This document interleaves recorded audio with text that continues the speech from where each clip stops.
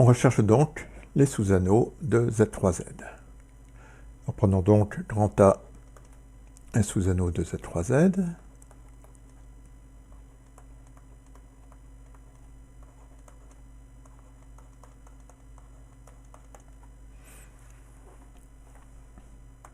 Alors grand A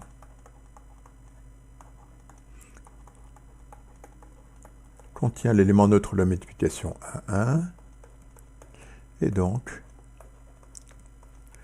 il contient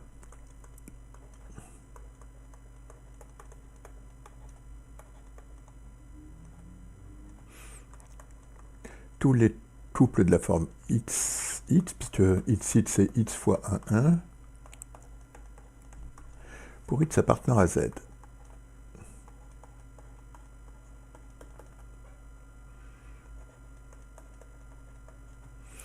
Alors,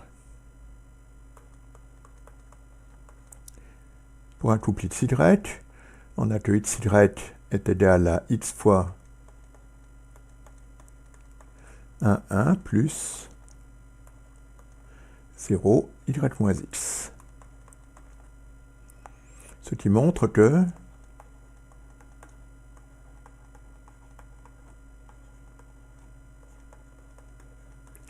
xy appartient à grand A équivaut à 0 y moins x appartient à grand A.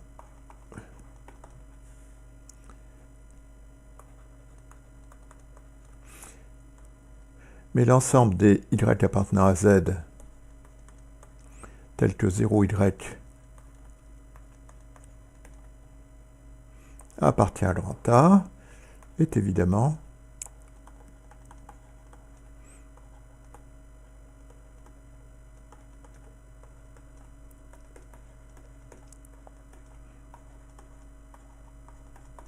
un idéal de z.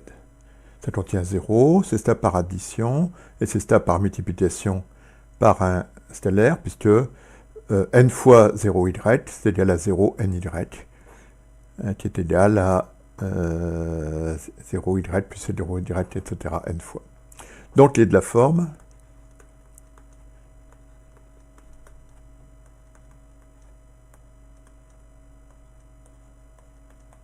petit a z pour un certain petit a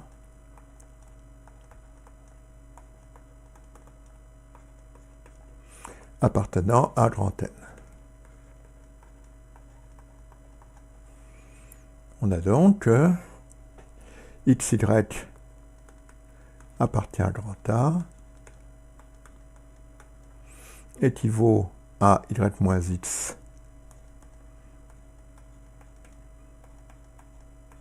donc ce qui équivaut à dire que xy est de la forme, alors y moins x c'est la forme ka, donc y égale x plus ka.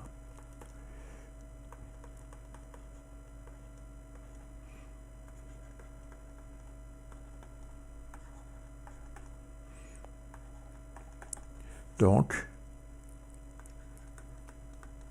grand A, c'est égal à l'ensemble des couples x plus k1, tels que x appartient à z, alors inversement, on vérifie que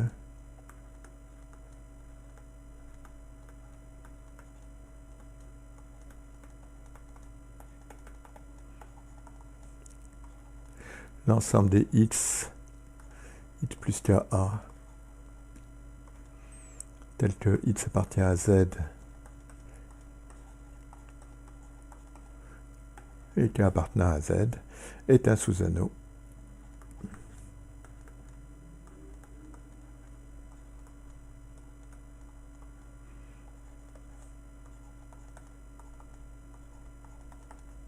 de Z3Z.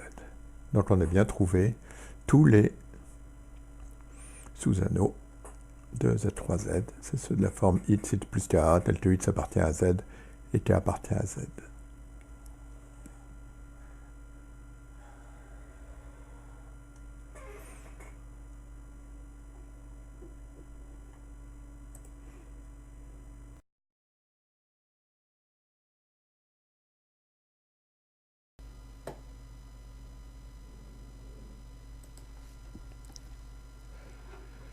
Considère P un nombre premier, et QP l'ensemble des A sur B, tels que A et B sont premiers entre eux, et P ne divise pas B. Alors, S à l'anneau est-il principal?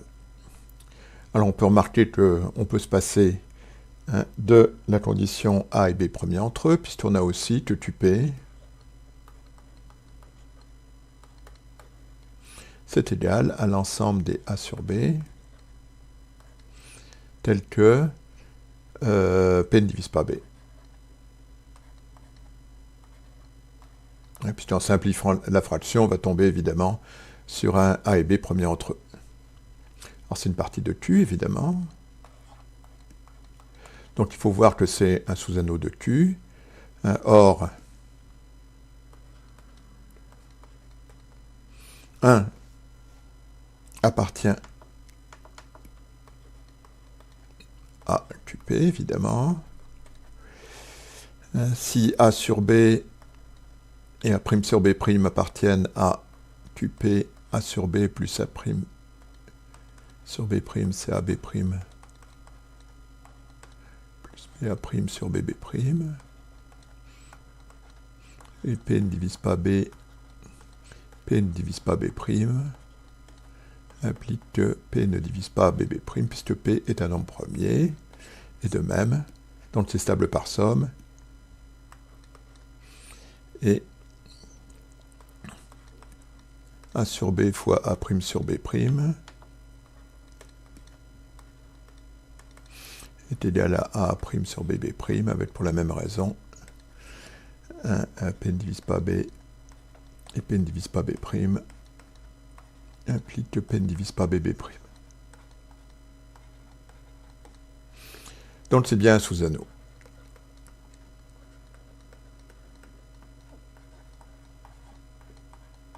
De Q. Alors remarquons que QP étoile, l'ensemble des éléments inversibles, c'est exactement l'ensemble des A sur B, tel que P ne divise pas A,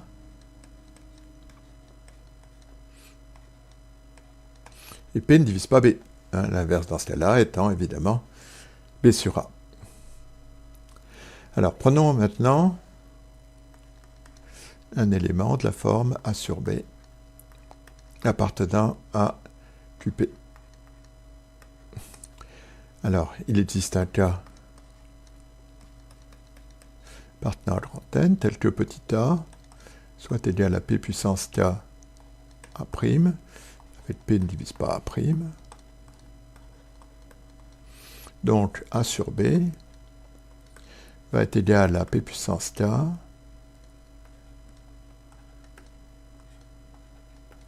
fois A' sur B, avec P qui ne divise pas A' et P qui ne divise pas B.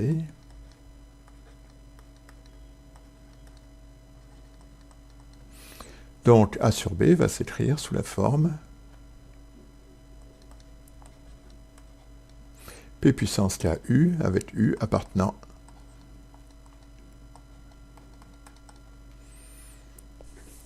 à QP étoile. Alors prenons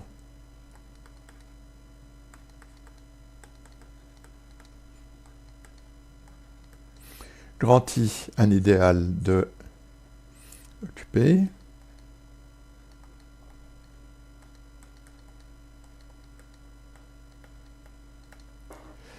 Donc, il doit contenir un élément de la forme A sur B, qui va s'écrire sous la forme P puissance K fois U.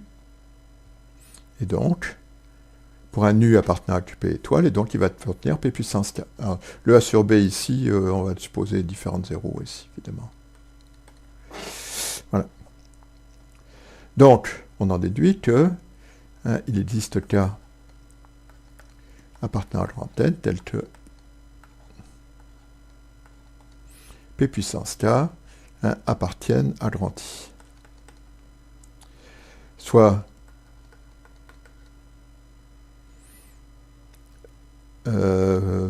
mettons petit m égale le min de l'ensemble des cas appartenant à n étoile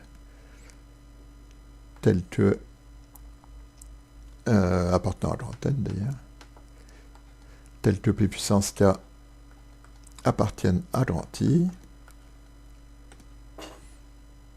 on constate immédiatement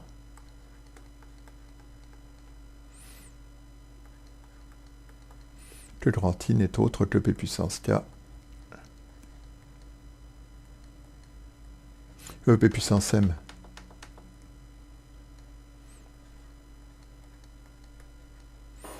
fois qp, puisqu'il va contenir, s'il contient p puissance m, il va contenir tous les p puissance k pour k plus grand que m, et donc tous les p puissance k u, avec u appartient à qp étoile, donc en fait, grand I c'est p puissance m fois qp. Donc, grand A est un anneau principal. Qp.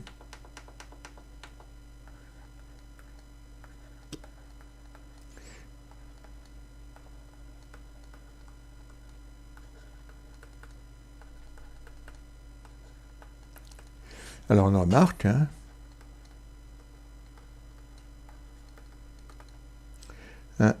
à multiplication par un élément inversible près,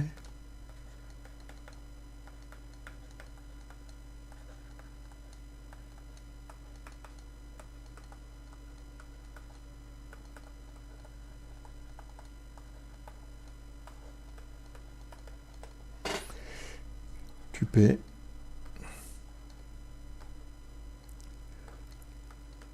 à un seul élément irréductible,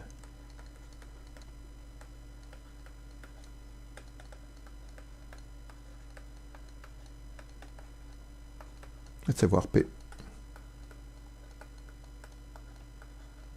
C'est ce qu'on appelle souvent un anneau local.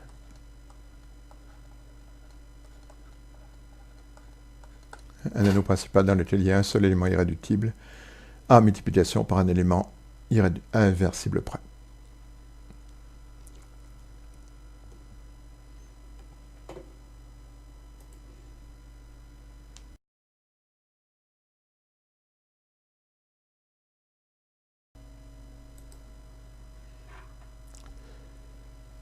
On prend grand A un anneau, x appartenant à grand A tel que 1 moins x soit nilpotent. Et on cherche à démontrer que x est inversible.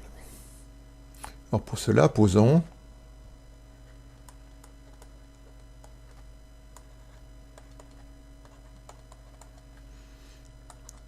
y égale à 1 moins x, c'est soit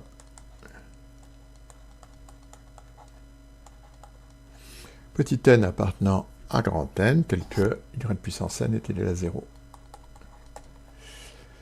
Bon.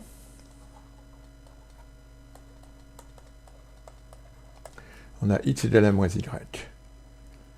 Posons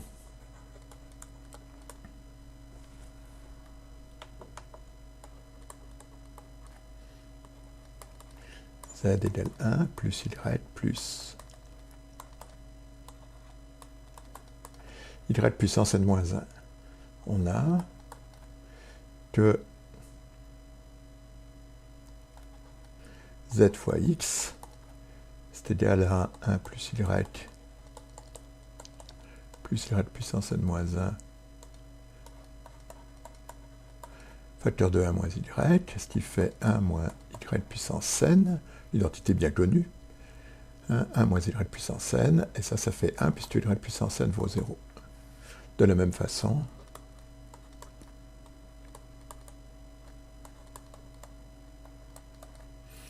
xz vaut 1, il faut vérifier les deux, puisqu'on n'a pas a priori supposé l'anneau commutatif. Donc, x est inversible.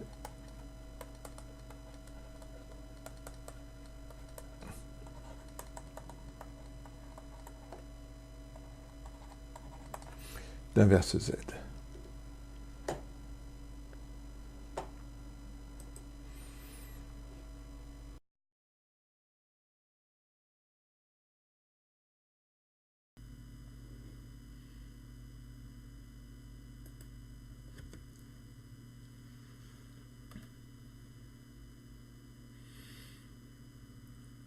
Alors, grand A un anneau, on dit que X est un anneau de boule si pour tout X appartenant à grand A, X2 égale X. Alors on prend un exemple. Donc on pose que grand A c'est l'ensemble des parties d'un ensemble grand E, et on pose que X delta Y c'est égal à X union Y moins X inter Y. Bon, c'est aussi d'ailleurs X moins Y union Y moins X, c'est-à-dire les éléments qui appartiennent à X et pas à Y, ou à Y et pas à X.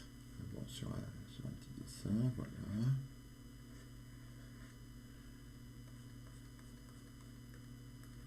Voilà X.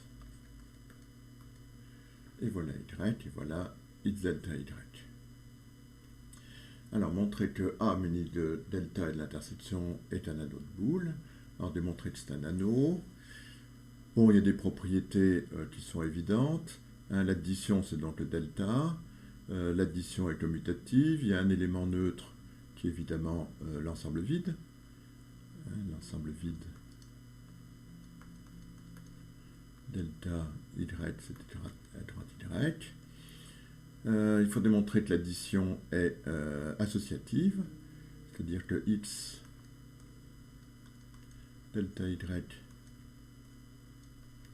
delta Z, c'est X delta. Alors un petit dessin valant mieux qu'un long discours. X delta Y delta Z aussi bien que X delta Y delta Z.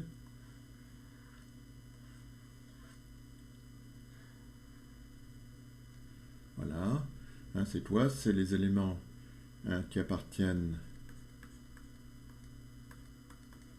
voilà, à X, mais ni à Y ni à Z, ou qui appartiennent à X inter Y inter Z, c'est évident à voir, hein, donc ils sont bien égaux. La multiplication, donc c'est l'intersection, hein, il y a un élément neutre inter Y et Y, elle est évidemment commutative, et tout ce qu'il y a à voir, c'est que X delta Y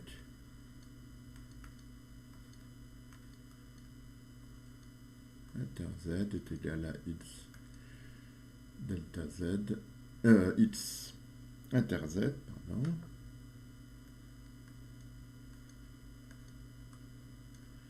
delta Y inter Z. Alors ici encore, en fait, il suffit de faire un petit dessin. Hein. Donc voilà X, voilà Y, voilà Z. Alors X delta Y, c'est la partie ici ou ici, et inter Z, c'est la partie qui est là. Hein. Donc ça c'est la partie ici inter Z, et puis la partie qui est là. Voilà. Et c'est évidemment aussi X inter Z, qui est la partie qui est là, delta Y inter Z, qui est la partie qui est là. Bon, ça se voit bien hein, sur un petit dessin. Et puis évidemment, on n'a que X inter X. X2, c'est X inter X. C'est égal à 30. Donc on a bien un anneau de boule.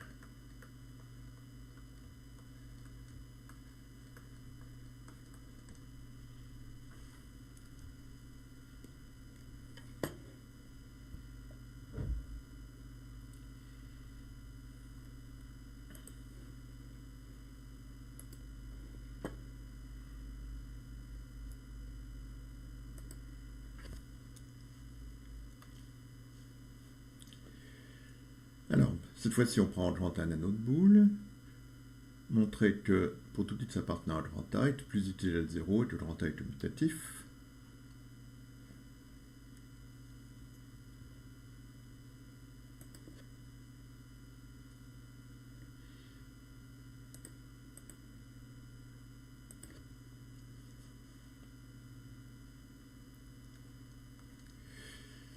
Alors, on a que x plus x, c'est 2x.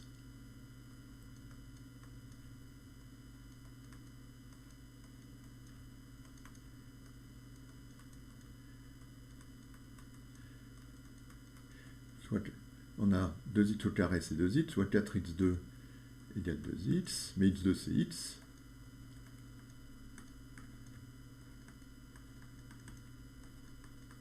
Et donc 2x égale 0. Soit x plus x qui vaut 0.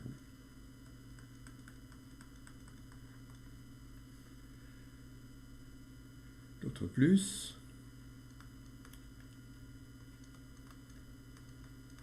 Si x et y appartiennent à grand A, on a que x, y au carré, c'est x, y,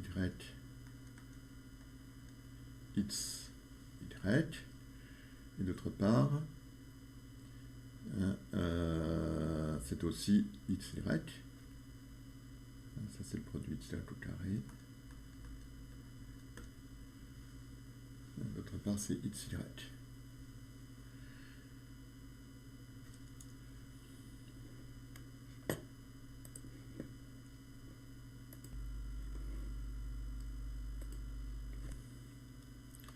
De même,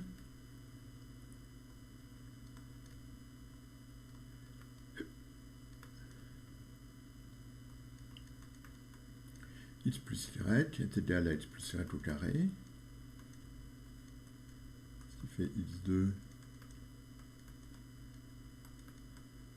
plus xy plus yx plus y2, ce qui fait x plus xy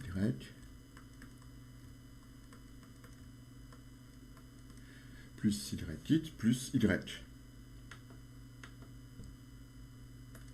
Donc,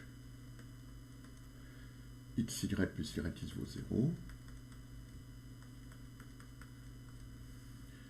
soit yx,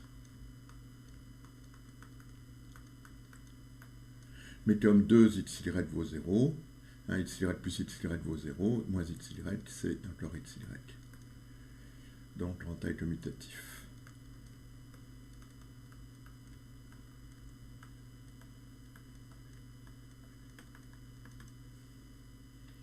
Au petit c, on suppose que le cardinal de A est plus grand ou égal à 3, et on choisit soit xy appartenant à moins 0 distinct,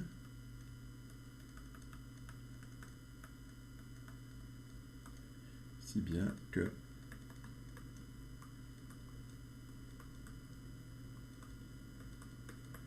x plus y est différent de 0, mais x, y facteur de x plus y, c'est égal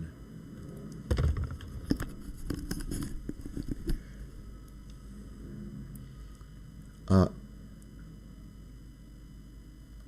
x de y plus xy2, ce qui fait xy plus yx, c'est égal à xy plus xy qui fait 0, avec x différent de 0, y différent de 0, x plus y différent de 0. Donc, grand A n'est pas intègre.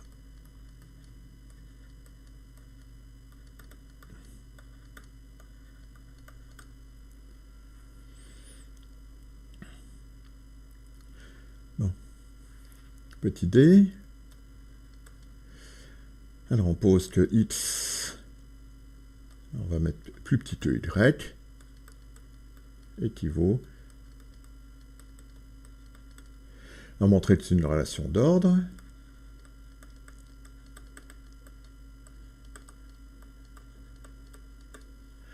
Alors elle est réflexive.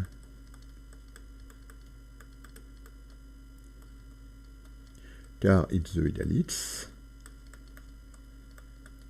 Donc x est plus petit que x. Elle est symétrique.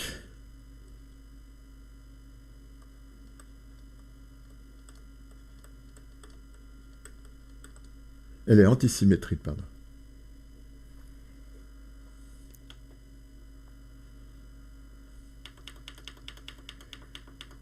Antisymétrique.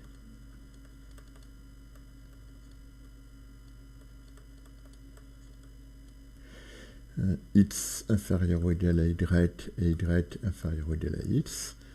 Ça implique que XY égale X et que YX égale Y. Ce qui implique que X égale Y. Elle est transitive.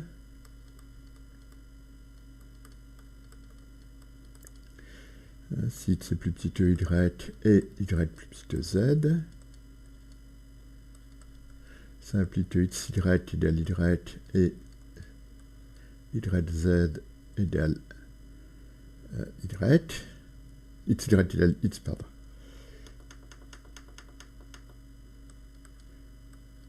Et YZ égale Y.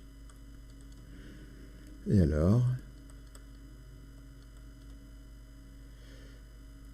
XZ, c'est égal à XY fois Z, puisque X c'est XY, YZ ça vaut Y, donc c'est égal à XY, XY ça vaut X. Donc effectivement, elle est bien transitive.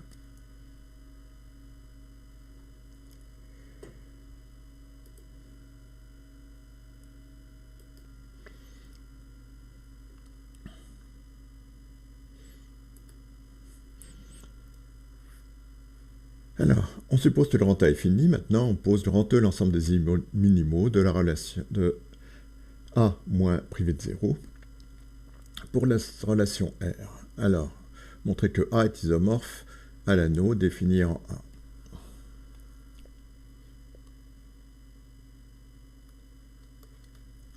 Alors, remarquons que si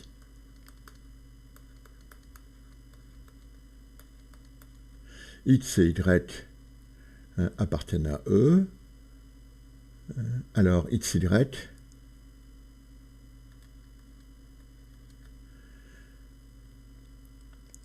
c'est égal à X fois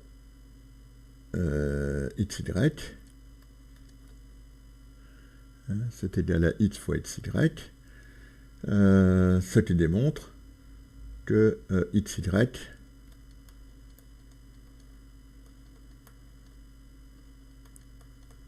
est plus petit que X. Alors, comme X est minimal, ben ça veut dire que soit XY égale X,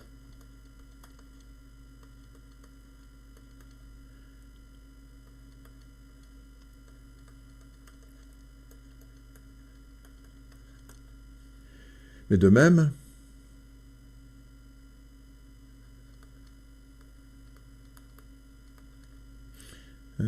soit YX égale Y, soit YX égale 0. Donc on voit qu'on a que deux possibilités.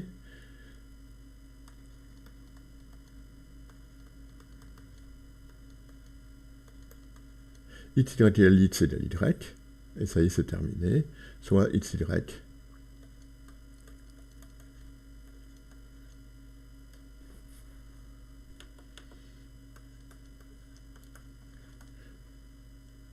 donc le produit de deux éléments minimaux distincts est égal à 0, et le produit de deux éléments minimaux égaux, évidemment, bah, c'est X, X2 égale X. Bon. Alors évidemment, tout élément non nul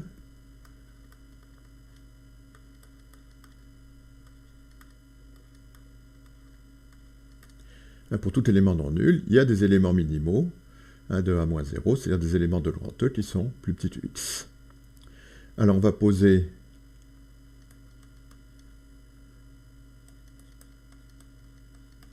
grand F de X, égale l'ensemble des y appartenant à grand E tel que, dont grand f de x est non vide,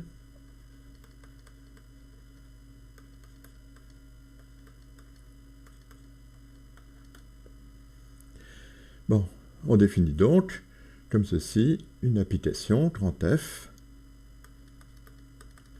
qui va de A moins 0 dans P de grand E. Donc on la prolonge en posant que grand F de 0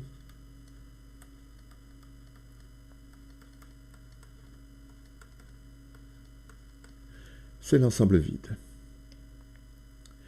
Alors reprenons grand x appartenant à moins 0.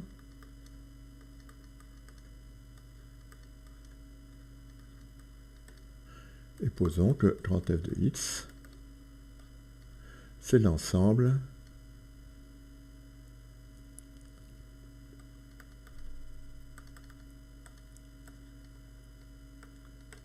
A1 à K, les AI étant distincts.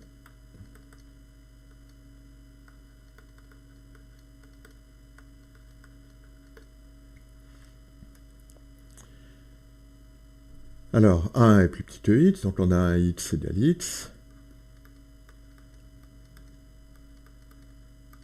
etc. Un kx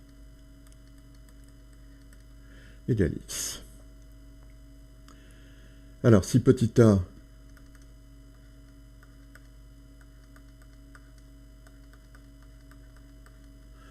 appartient à grand E moins f de x, c'est-à-dire que ce n'est pas un élément minimal plus petit que x, alors nécessairement, ax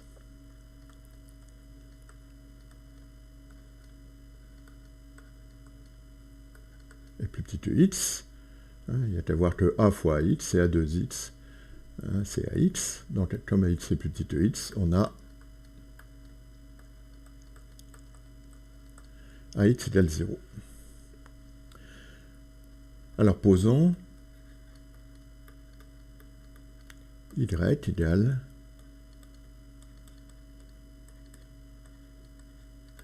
A1 plus AK. Alors, on a que pour tout i,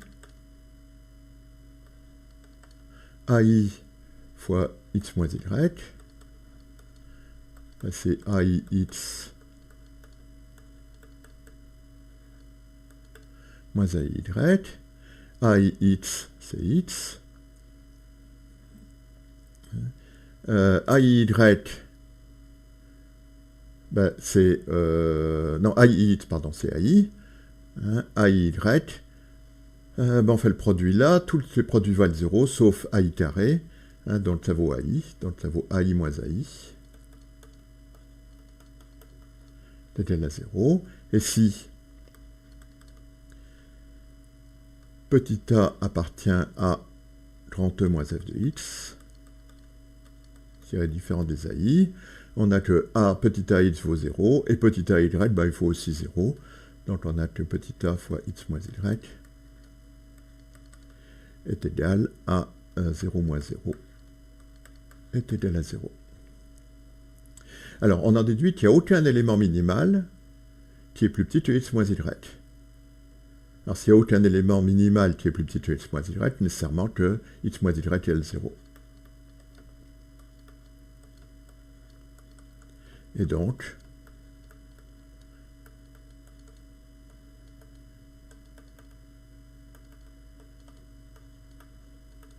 x c'est A1 plus AK. Alors, la décomposition de x comme somme d'éléments de grand E est évidemment unique. C'est évidemment la seule manière d'écrire x sous la forme d'une somme d'éléments minimaux. Bon, donc on obtient ici une bijection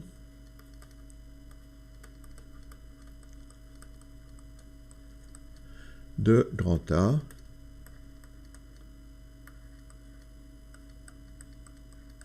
sur P de E. Alors, il est à peu près clair que f de x plus y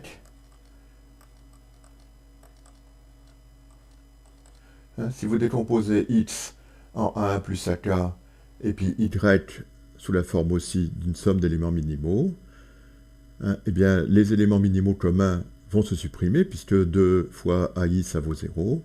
Et donc, il va rester les éléments communs, les éléments de x qui ne sont pas dans y, et les éléments de y qui ne sont pas dans x. C'est-à-dire, c'est exactement grand F de x. Delta F de y. De la même façon, si vous regardez grand F de xy,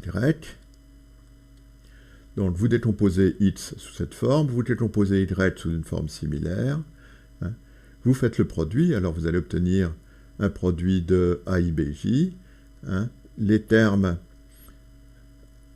qui ne sont pas dans l'intersection, hein, les termes qui sont dans l'intersection, bah, ça va donner des AI carrés, c'est-à-dire AI, et puis les termes qui ne sont pas dans l'intersection, bah, ça va donner 0, et donc on va trouver f de x inter f de y.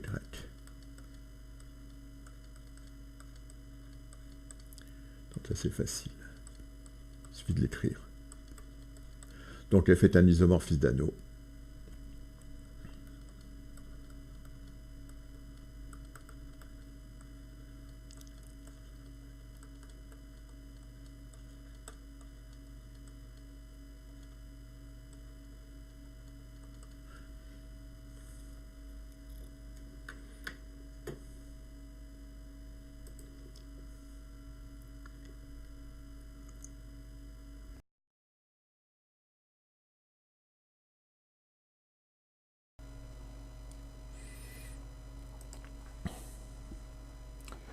Grand A un anneau, A et B appartenant à grand A. On suppose que A et B sont nilpotents et commutes. Montrer que A plus B et AB sont nilpotents. Cela reste vrai si A et B ne commutent pas.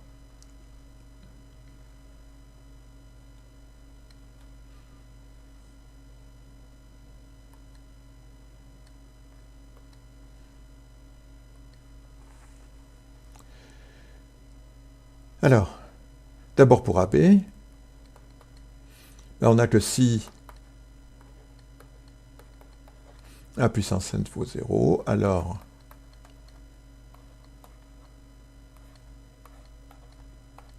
AB puissance n c'est égal à A puissance n B puissance n, si A et B commutent.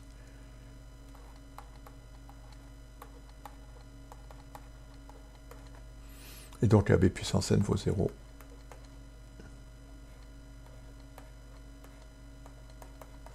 Et donc AB est nilpotent, même sans l'utiliser.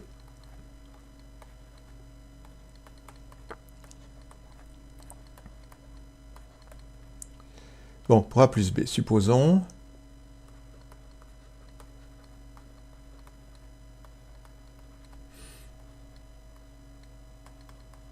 que A puissance m est égal à 0 et B puissance n égale 0. Alors, calculons A plus B puissance m plus n moins 1. Alors, puisque A et B commutent, on peut utiliser la formule du binôme. Ça fait la somme de k égale 0 à m plus n moins 1, de k parmi m plus n moins 1, A puissance k, B puissance m plus n.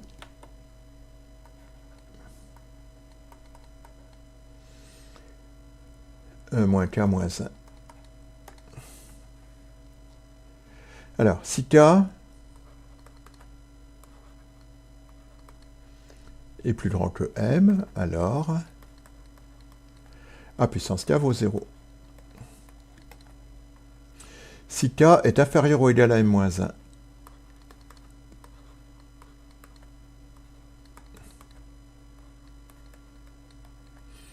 alors m moins 1 moins k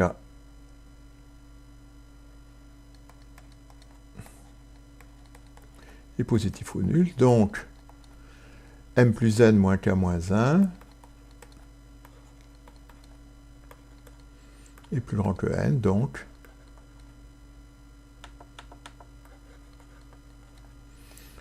B puissance m plus n moins k moins 1 est égal à 0. Donc en fait, dans cette somme, hein, tous les termes sont nuls, hein, soit parce que a puissance k vaut 0 pour k plus grand que m, soit parce que b puissance m plus n moins k moins 1 est égal à 0 pour k inférieur égal à moins 1. Et donc a plus b puissance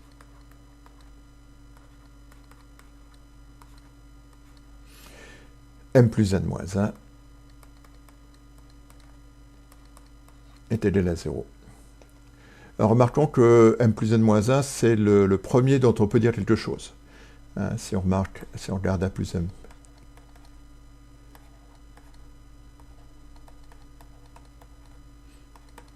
Hein, et il reste un seul terme, tous les autres sont nuls.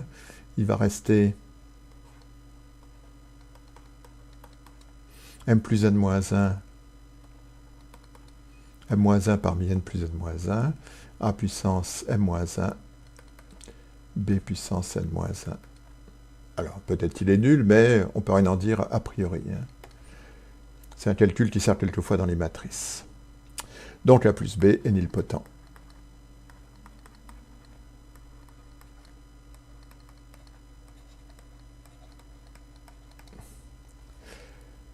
Alors, si a et b ne commutent pas,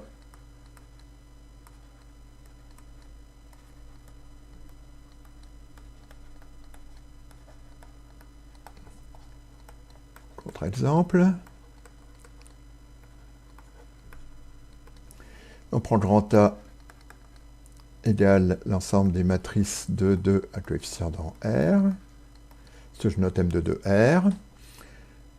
Petit a, c'est la matrice 0, 1, 0, 0.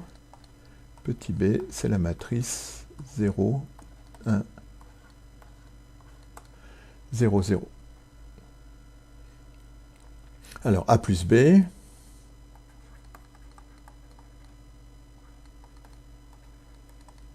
c'est la matrice qui n'est pas nilpotente.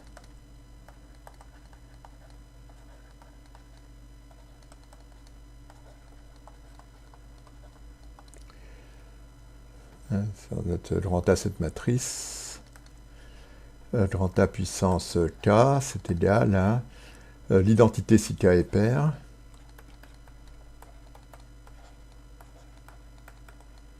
et grand A si k est pair.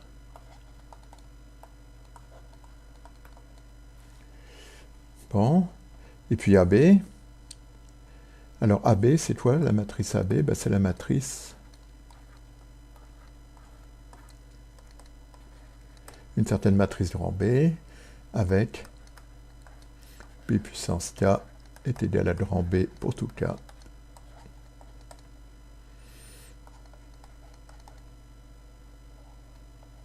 Appartenant à une étoile. Donc, AB n'est pas nilpotente non plus.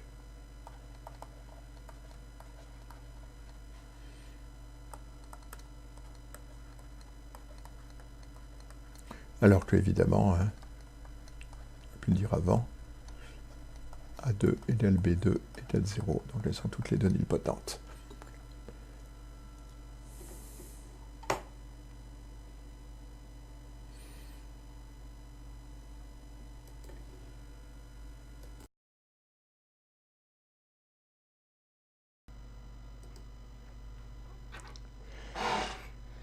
Que peut-on dire d'un anneau grand A tel que, pour tout couple XY appartenant à A2, YX appartient à XY moins XY.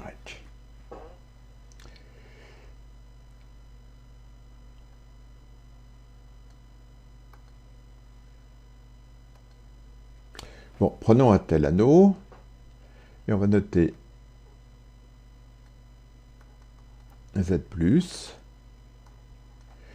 c'est l'ensemble des X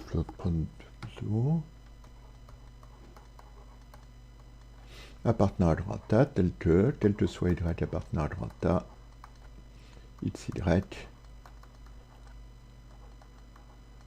et de YX, puis Z-, c'est l'ensemble des X appartenant à grand A, tel que soit Y appartenant à grand A, xy égale moins yx. On va d'abord démontrer que le grand A est égal à z plus union z moins.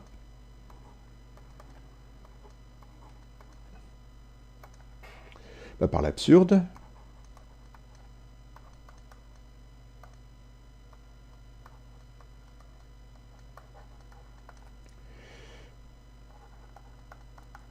soit x appartenant à grand A moins z plus union z moins.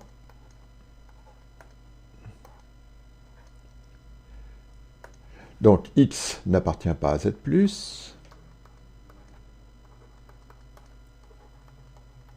Donc il existe un y1 appartenant à grand A tel que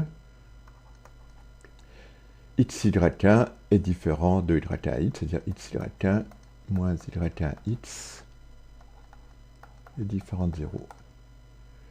De même,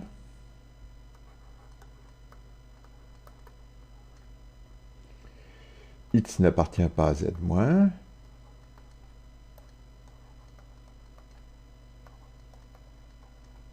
Donc il existe y2 appartenant à grand A.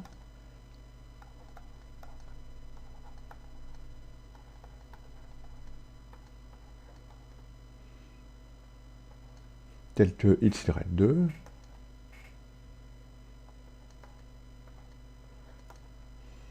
plus y2x est différent de 0.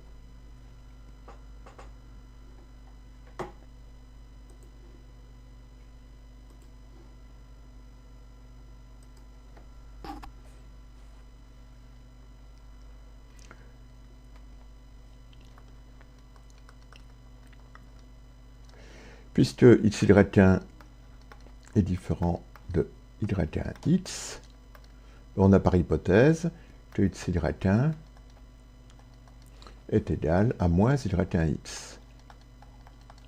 De même,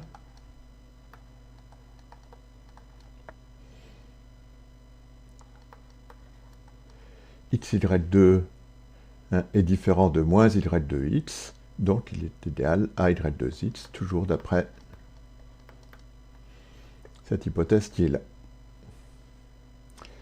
Alors, en additionnant ces deux égalités, on va trouver que x facteur de y1 plus y2 est égal à x facteur de y2 moins y1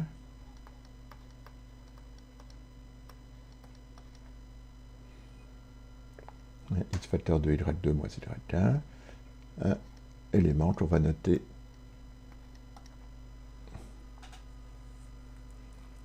z.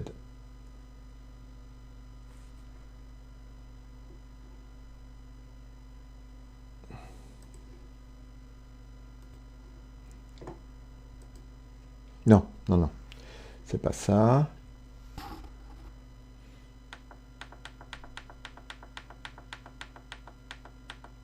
C'est y2 moins y1 facteur de x.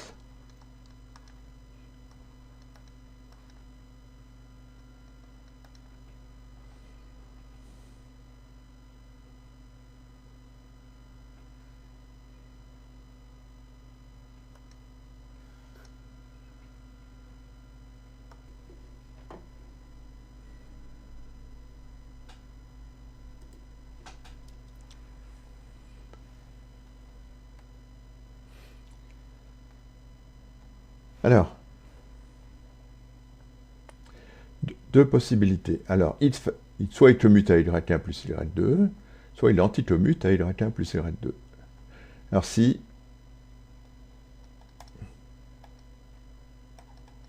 x facteur de y1 plus y2 est égal à y1 plus y2 facteur de x, on a que y1 plus y2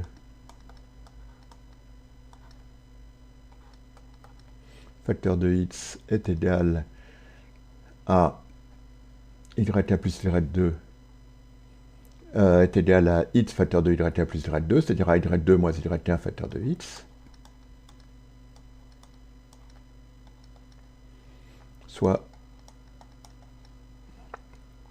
Alors, on a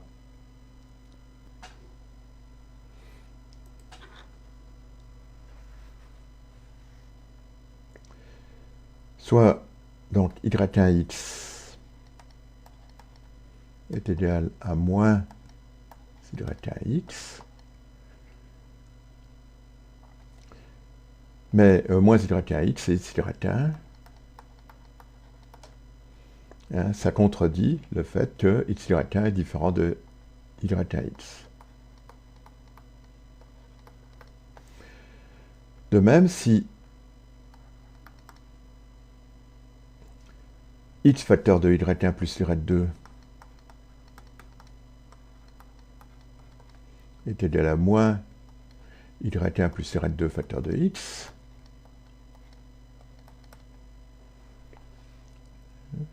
et bien on obtient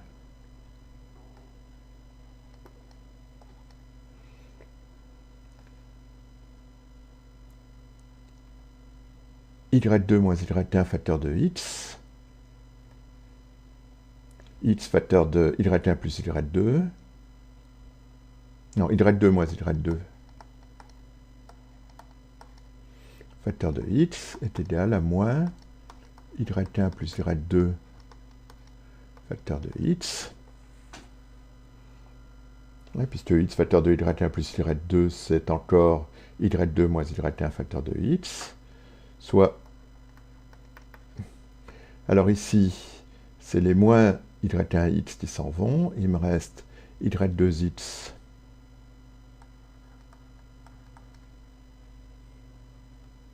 y2x, ici à gauche, est égal à moins y2x,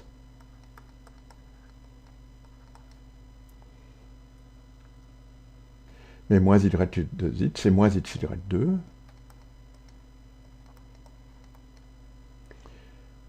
ce qui contredit la définition de y2. Donc finalement,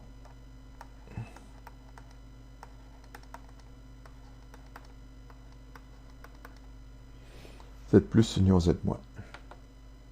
Mais on sait que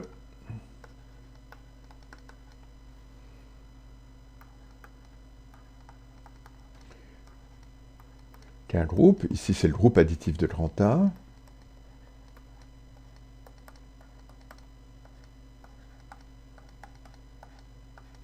n'est jamais réunion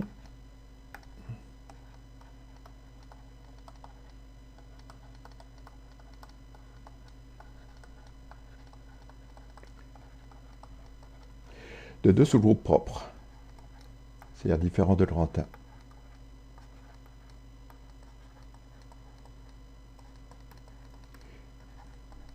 Ici Z plus et Z moins, qui sont trivialement des sous-groupes de grand A additif. Bon, on en déduit qu'on a soit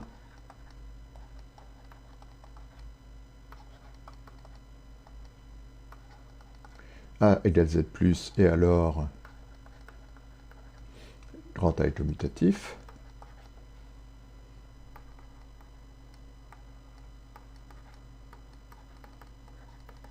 soit grand A égale Z moins,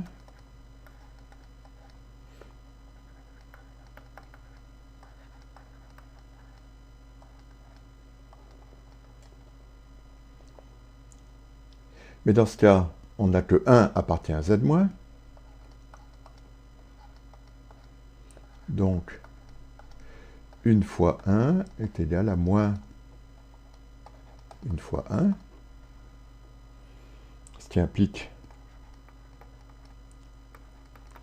que 1 plus 1 égale 0, donc grand A est de caractéristique 2,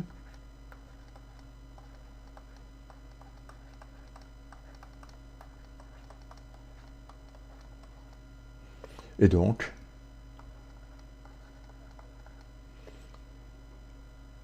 eh bien le fait que xy égale moins yx, ça revient au même de dire que xy est égal à yx, et donc grand A est de nouveau commutatif.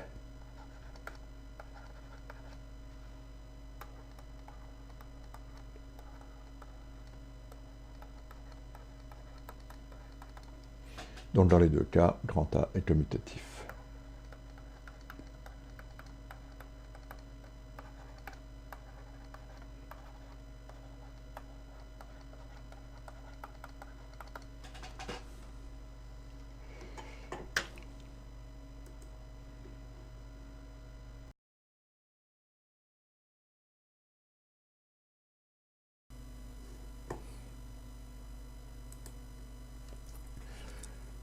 Donc, on appelle valuation sur un anneau grand A une application V qui va de grand A dans R union plus l'infini, telle que V de xy égale V de x plus V de y, V de x plus y est plus grand que le min de V de x et de V de y, et V de x égale plus infini équivaut à x égale 0.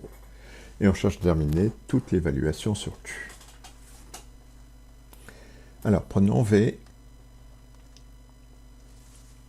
une valuation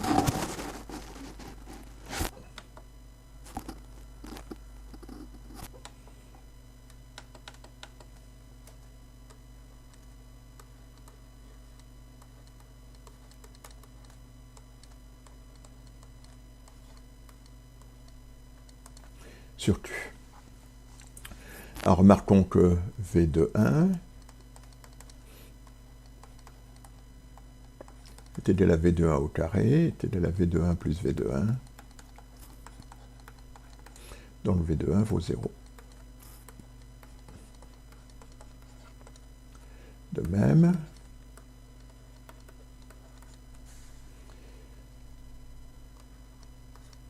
V de 1, donc qui est égal à 0,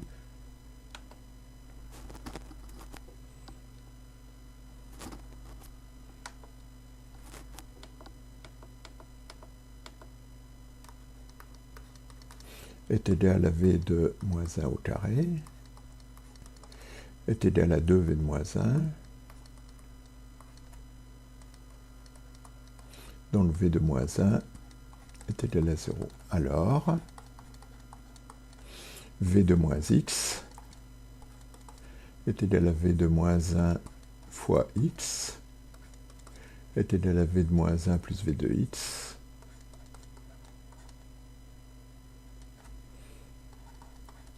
est égal à V de x, donc V est une fonction paire.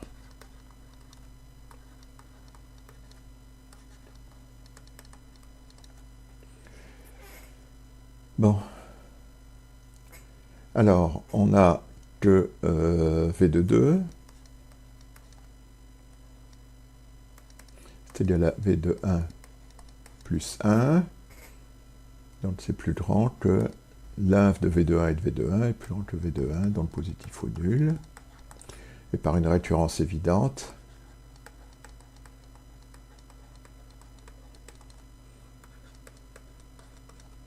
pour tout n appartenant à grand n, V de n est positif ou nul, puis, puisque c'est une fonction paire, pour tout n appartenant à z,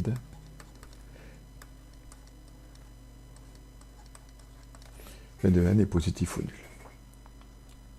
Alors si jamais, pour tout n appartenant à grand n, V de n vaut 0,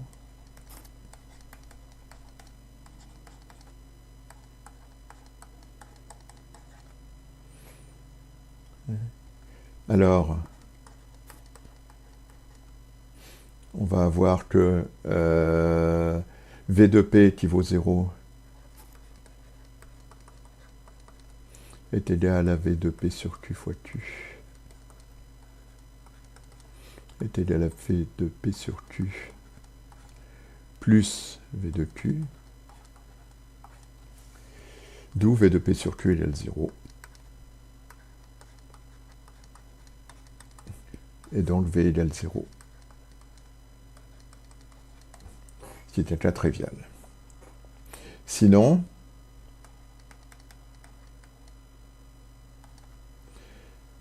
il existe n appartenant à grand n, tel que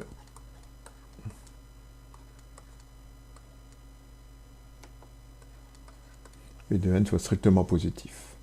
Alors soit P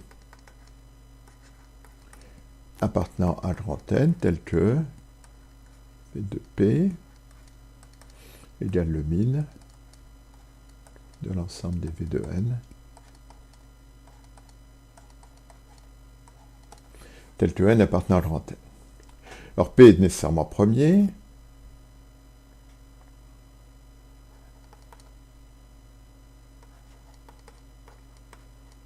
En effet, si P est égal à AB, alors V de P est égal à V de A plus V de B.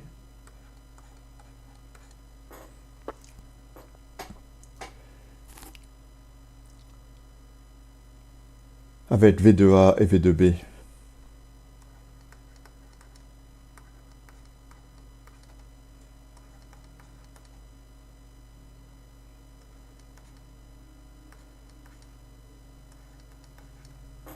Positif ou nul. Ce qui fait que V de A, nécessairement, l'un des deux, donc soit V de A, soit V de B,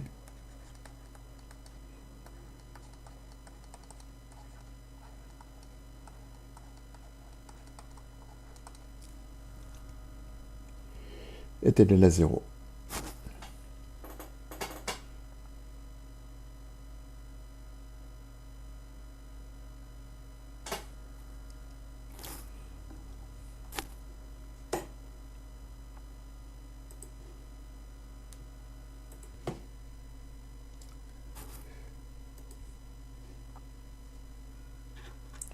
Ou plutôt, non, on va écrire plutôt que A et B sont plus petits que P.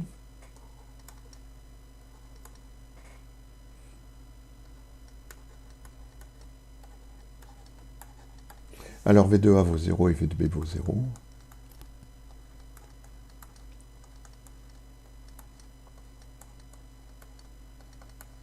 Donc,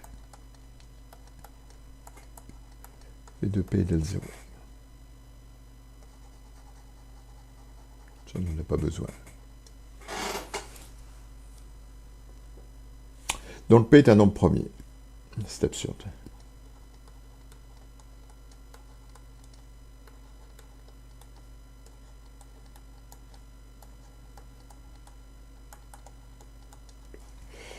Alors si tu es premier, différent de P,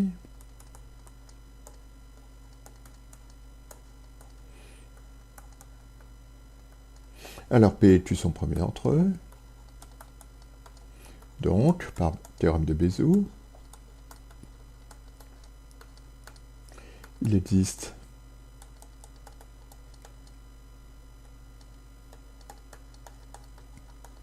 UV appartenant à Z tel que 1 égale UP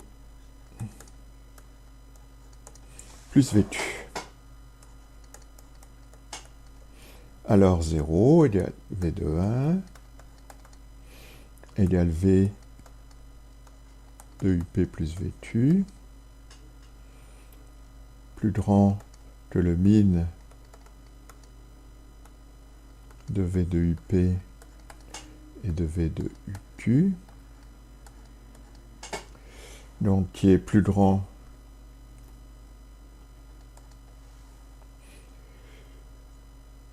qui était au min de V de U plus V de P, V de U plus V de Q, V de V, pardon, plus V de Q, qui est plus grand, puisque V de U et V de V sont positifs, que le min de V de P et de V de Q.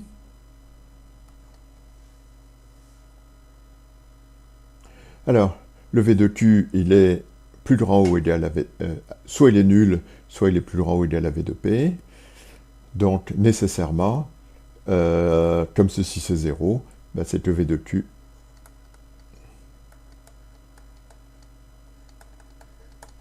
V de Q égale 0. Donc pour tous les nombres premiers différents de P, V de P vaut 0. V de Q vaut 0. Alors maintenant, on a évidemment que V de V d'un nombre A. Alors prenons petit a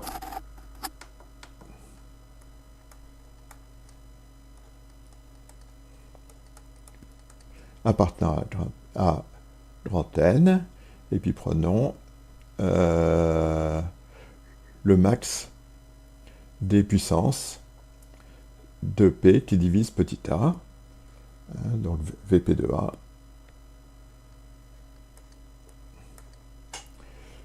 la puissance de P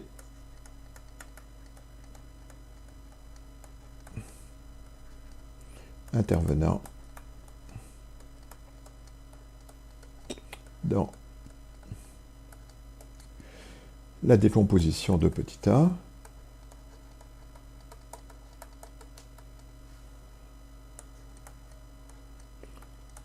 en nombre premier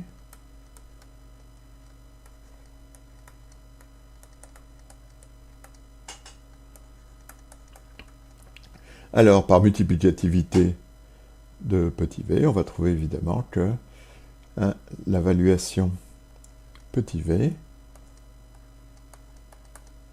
de petit a est égale à Vp de A fois V de P.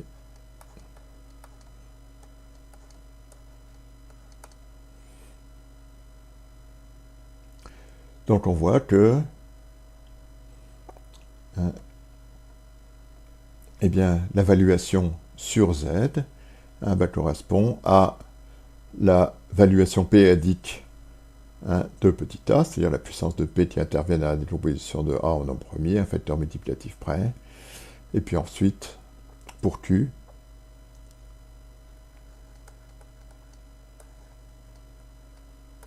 il n'y a qu'à regarder V de A sur B.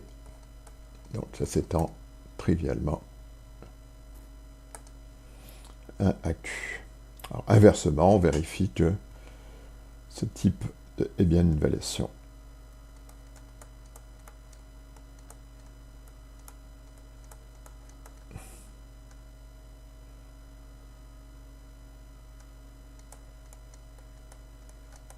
Inversement, ça marche, on a bien une valuation.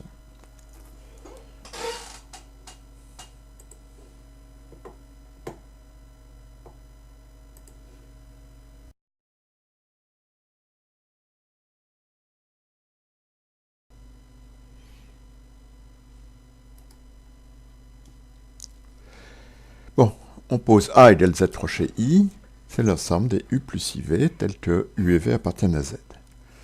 Bon, on vérifie trivialement que grand A est un sous-anneau de C.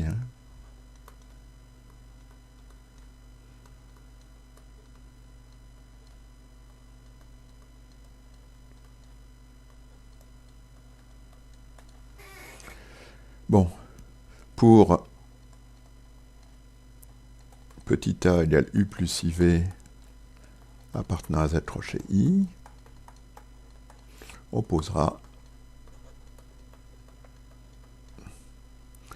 V de A égale module de A au carré égale A à barre égale U2 plus V2 qui appartient à Z. L'application est évidemment V de AB est égal à V de A, V de B, ce qu'on utilisera de manière intensive par la suite. Alors, premièrement, quels sont les éléments inversibles de grand A?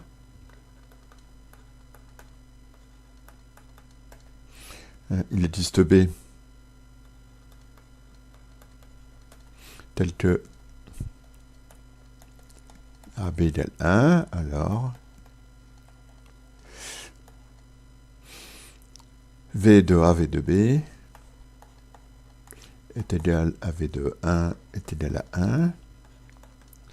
Comme c'est des entiers, nécessairement, positifs, nécessairement.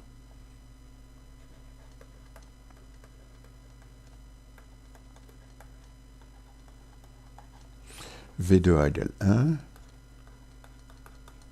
Donc, petit a appartient à l'ensemble 1, moins 1, i et moins i. Inversement, ces éléments sont évidemment inversibles.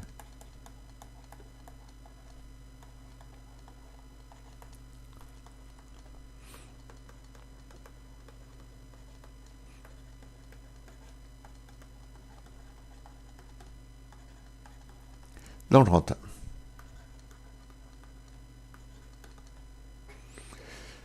Alors, deuxièmement, montrer que le grand A est euclidien. Ben, on va utiliser petit v. On va montrer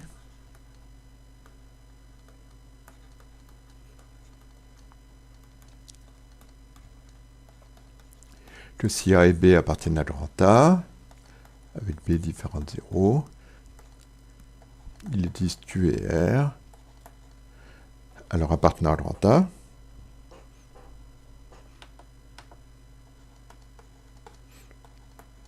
tel que A égale BQ plus R, avec V de R strictement plus petit que V de B. Bon, mais A égale BQ plus R équivaut évidemment à A sur B. En fait, attention, là on n'est plus dans Z crochet, on est dans C, hein, est égal à Q plus R sur B. Et V de R strictement plus petit que V de B équivaut à ce que le module de R au carré soit strictement plus petit que le module de R sur B, c'est-à-dire que le module de R sur B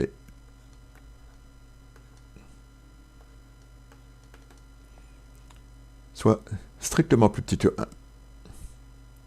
Bon, alors ben maintenant c'est facile, hein. On considère le nombre Z égale A sur B. Alors Z crochet I, bah, c'est un réseau, hein, qui est constitué des points, hein, si on fait un petit dessin, à coordonnées entières,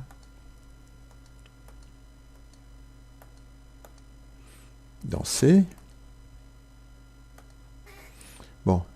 Donc, nécessairement, on voit immédiatement que petit z, il va appartenir, par exemple, ici, il va être ici, hein.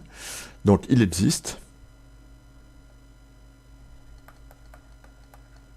géométriquement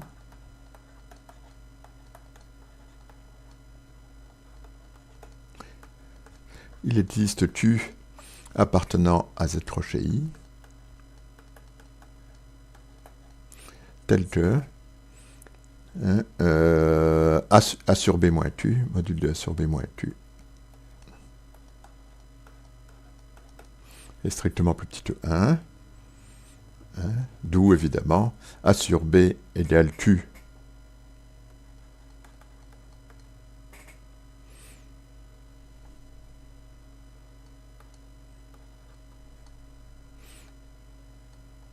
d'où le module de A moins BQ est strictement plus petit que le module de B, hein, on pose R égale à moins BQ, qui appartient à Z crochet I.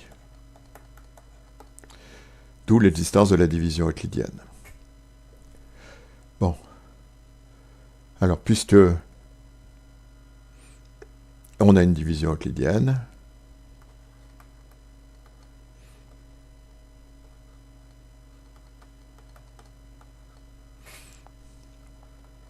est euclidien, donc principal, donc factoriel.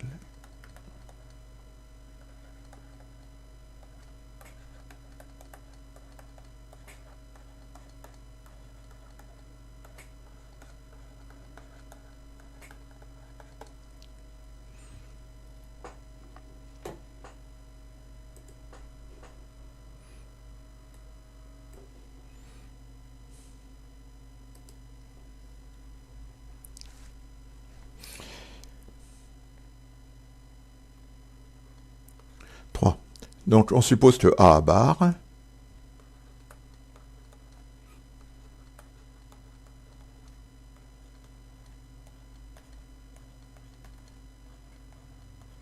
est un nombre premier.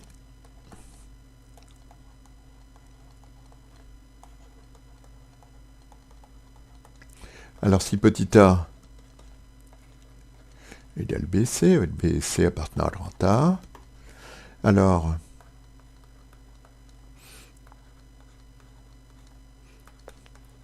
V de A égale V de B, V de C. Mais comme V de A est un nombre premier et que ça c'est tous des éléments de Z, nécessairement,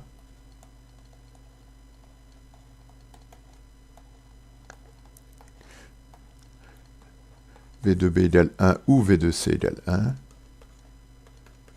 Donc, B ou C est inversible.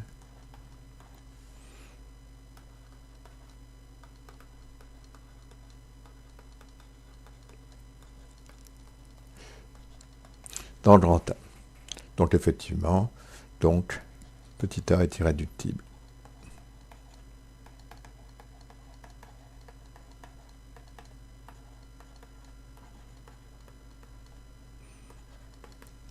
Dans le grand A.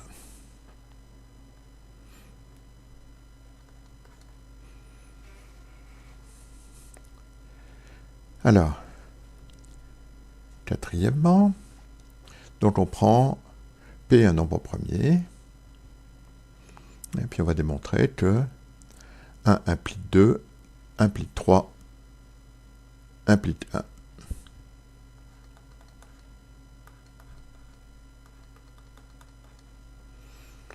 Alors, 1 implique 2.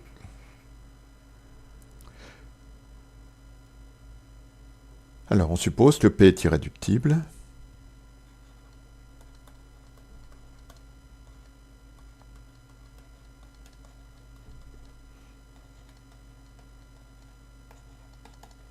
Dans le grand A. Alors, si P n'est pas congruent à 3 modulo 4,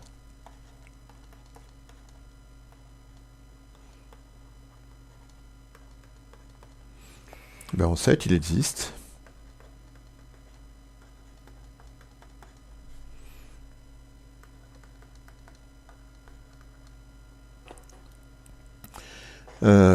X appartenant à Z tel que P divise X2 plus 1, c'est-à-dire que X2 congruent à moins 1, modulo P, soit P divise X2 plus 1, mais X2 plus 1 dans... alors c'est une divisibilité dans Z, donc il divise aussi X2 plus 1 dans Z crochet I, mais X2 plus 1 c'est égal à X plus I facteur de X moins I.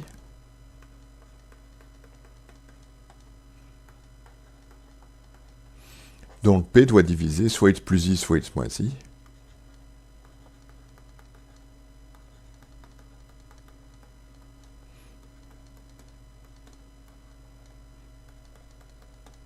C'est absurde.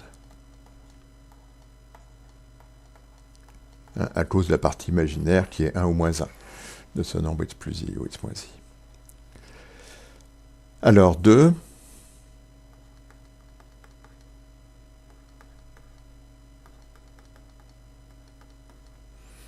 implique 3.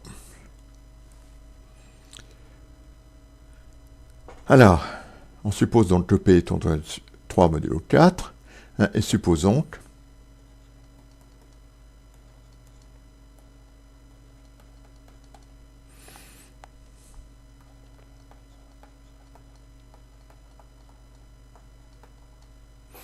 que P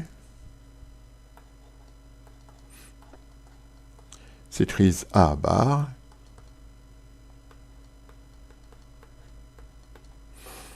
c'est-à-dire U2 plus V2. Alors, dans ce cas, regardons ce qui va se passer modulo P dans Z, hein, P égale U2 plus V2. Hein, on a évidemment que un P ne divise ni U ni V, et on va obtenir que U2 un modulo P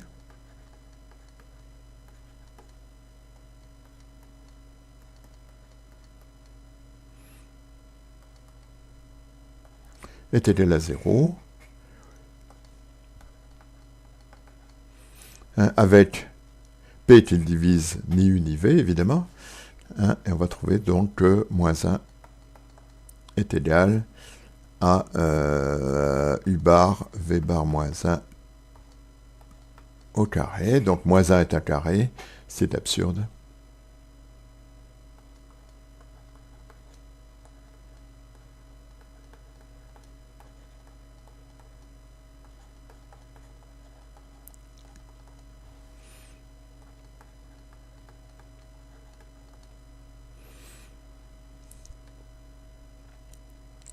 Alors 3 implique 1.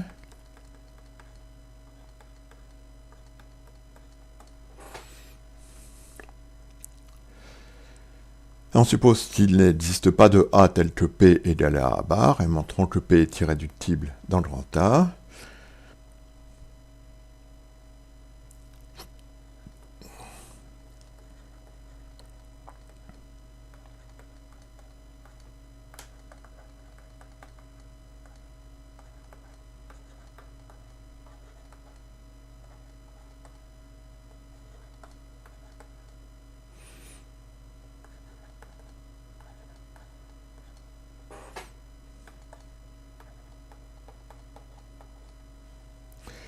Tel que P égale U2 plus V2.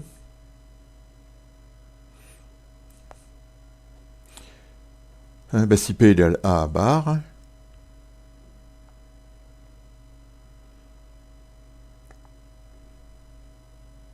alors montrons dans ce cas-là que P est irréductible dans le grand A. Si P est égal à BC, avec B et C appartenant à grand A, on a P2 qui est égal à V de P, qui est égal à V de B, V de C,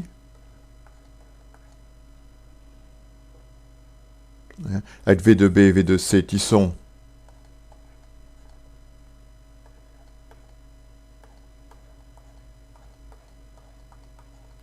dans Z.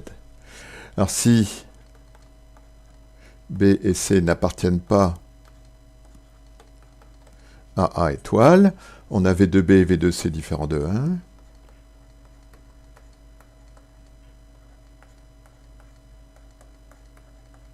Et donc la seule possibilité, c'est que P égale V de B et P égale V de C. Mais ça contredit évidemment 3.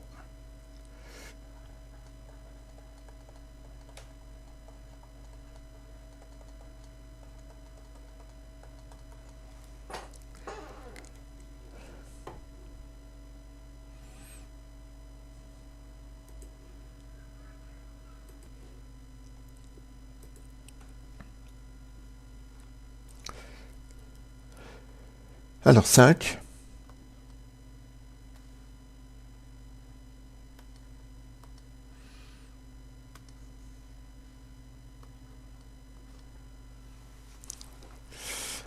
On va montrer que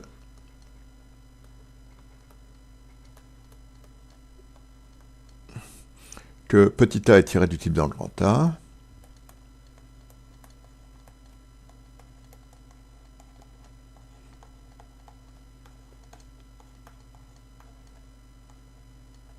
Équivaut à V de A est un nombre premier.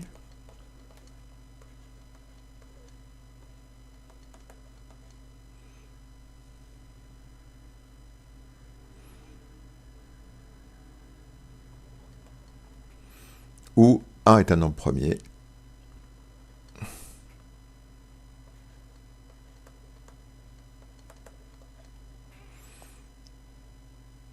Quand on a 3 modulo 4.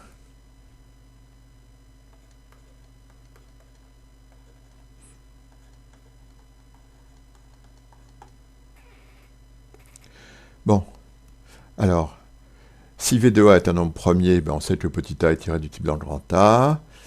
Si A est premier et A conjoint à 3 modulo 4, eh bien on sait, d'après 2 implique 1, que petit a est irréductible dans grand A. Donc on peut supposer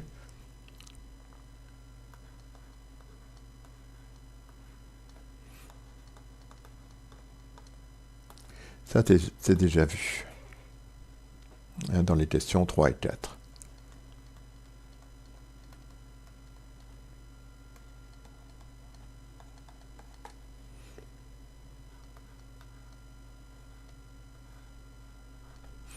Alors, inversement, supposons que petit a est irréductible dans grand A.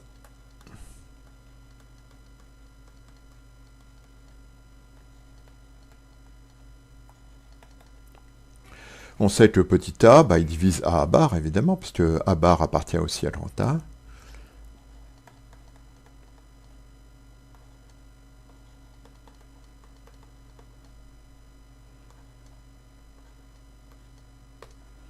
Alors, petit a divise A bar. Alors, prenons soit P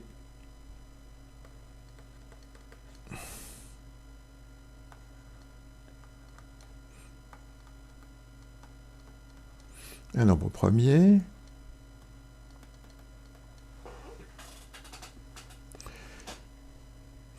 qui intervient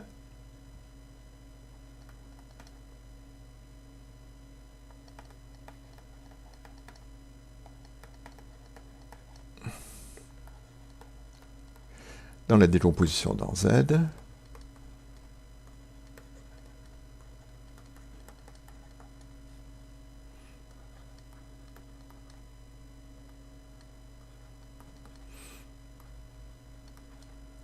De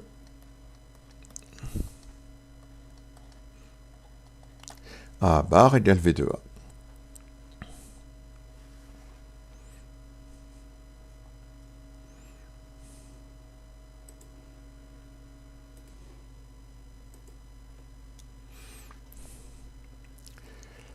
Donc, qui intervient dans la décomposition dans Z de A bar égale V de A est telle que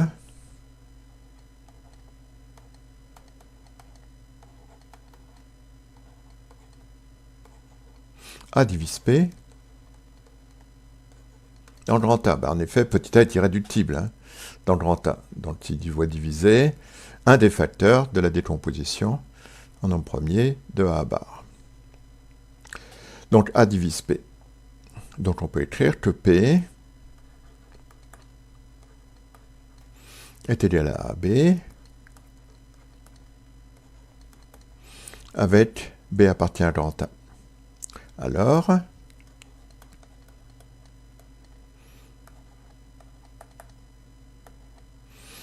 P2 est égal à V de A, V de B. Bon, donc on a deux possibilités.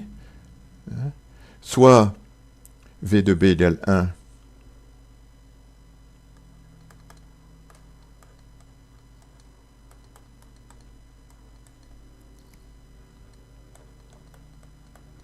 et alors B est inversible dans le grand A. Donc, A est associé à P.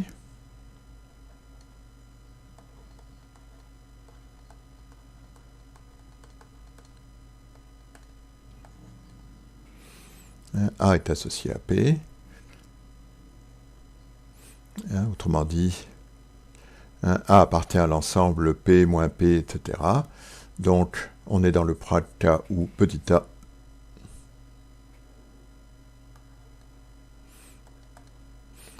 est égal à UP, U appartenant à 1 moins 1 I et moins I. Et on est dans le cas, alors c'est pas tout à fait A est premier, A conjoint 3 modulo 4, mais A est associé à un nombre premier.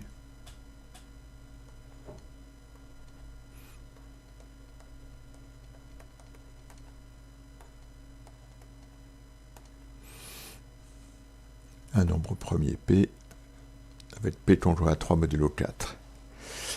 Alors si V de B est différent de 1,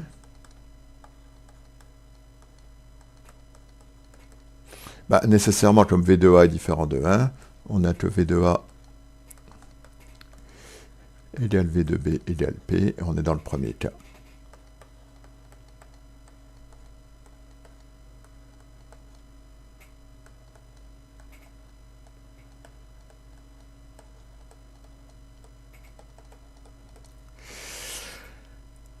Bon. Voilà.